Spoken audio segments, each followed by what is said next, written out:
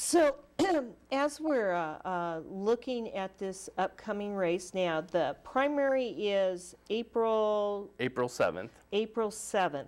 And then the general comes really fast. It's a quick campaign. It is. That's May 5th, May right? 5th, yep. Okay. So are you participating in some of the debates or any of that kind of thing? How's that been going for you? It's been going very well. I've met with a couple neighborhoods association. We'll have a debate upcoming here very soon on this Tuesday, the 7th. So the St. Patrick's Day debate with the League of Women Voters. And, you know, I'm just also meeting with other groups and organizations. Like I said, I'm not seeking endorsements. But if there's any group or entity or association that would like to meet with me, I'd be happy to sit down and talk to hear about what issues are facing your neighborhood or your group and see how I might be able to help or what challenges you face in the future. So as a city council member, I can best try to address those. And what have you been hearing back from neighborhood groups? Neighborhood groups, I mean, the economy is the tough thing, and you don't want, the other thing is property taxes, and it kind of all goes hand in hand, and by no means do I want to raise property taxes right now. I think there's other ways to increase tax revenue that would spread across more. What would some of those ideas be then? Well, I think before property tax or like an income tax, like piggybacking on the state income tax, I would think a sales tax, like even a minimal increase, would spread across, and it would be for those that could afford it.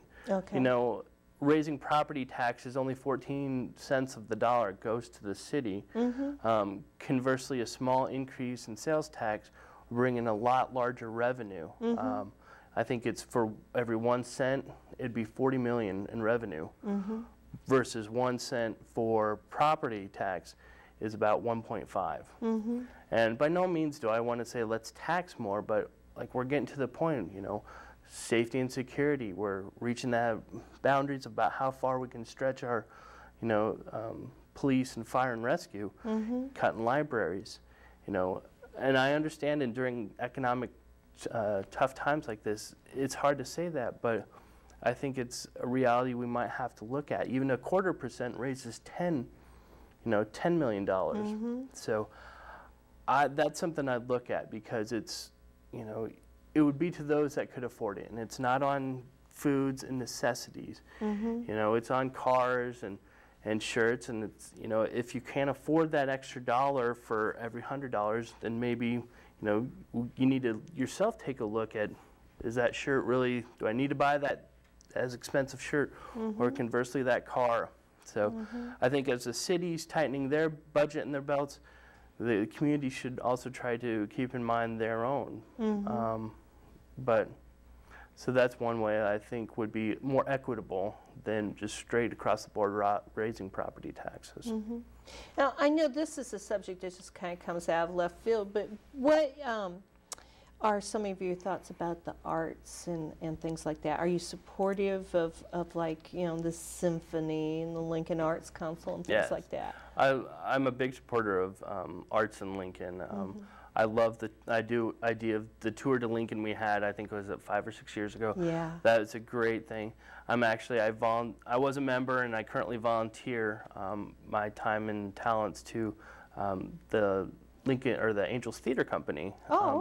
So I'm a big supporter of the arts in Lincoln and Lincoln Arts Council, because I think that's part of keeping the younger people here, is the giving them a reason to get out, maybe go down to the Haymarket, have some dinner, have a drink, go see a play, go mill around, have some coffee afterwards. And I think that's key to having a very vibrant and growth-driven city.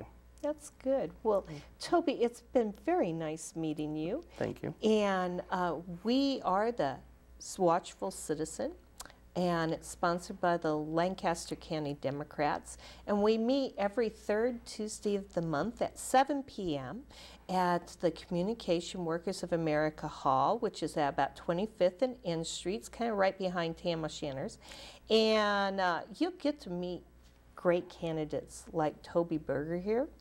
And you'll get to talk about the issues, and you can volunteer for that or other party functions, like we have the Issues Committee, which is always real exciting, or organizing fundraising events, things of that sort. So we encourage you to get involved.